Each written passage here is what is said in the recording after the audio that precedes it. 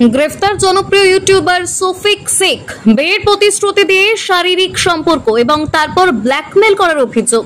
এক নাবালিকা মেয়ের অভিযোগের ভিত্তিতে গ্রেফতার 17 বছরের জনপ্রিয় নাবালক ইউটিউবার সফিক শেখ। মঙ্গলবার রাতে রেজিনগর থানার পুলিশ সফিক শেখ এবং তারই এক সঙ্গীকে গ্রেফতার করে। বুধবার ধৃত দুজনকে আদালতে পাঠায় রেজিনগর থানার পুলিশ। জুভেনাইল হোমে পাঠিয়ে বিষয়টি তদন্ত করে দেখা হচ্ছে পুলিশের পক্ষ থেকে। পুলিশ সূত্রে খবর, নদিয়ার 17 বছরের নাবালক সফিক শেখের বিরুদ্ধে রেজিনগর থানায় অভিযোগ দায়ের করেন এক নাবালিকা। তাকে বিয়ের প্রতিশ্রুতি দিয়ে শারীরিক সম্পর্ক করার পাশাপাশি নানা রকম ভাবে ব্ল্যাকমেল করার অভিযোগ তোলে ওই নাবালিকা। তারপরে বিষয়টির তদন্তে নেমে ইউটিউবার সফিককে গ্রেফতার করে পুলিশ।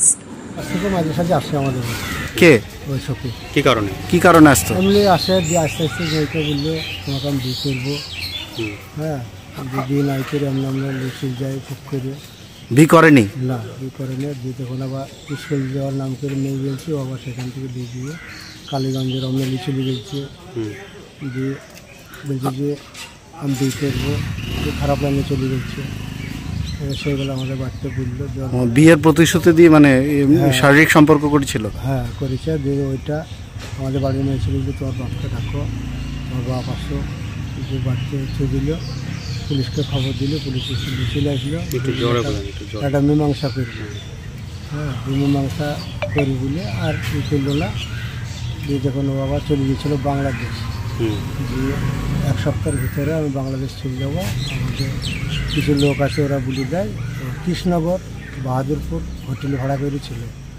ওখান থেকে রাত্রিরে 1টার সময় ধরে এখানে 2:30টার সময় এসছে পুলিশ। ওর নামে কেস করেছিলেন? কি কেস করেছিলেন আপনি? ওই রেপ কেস করা আছে। রেপ কেস করেছেন?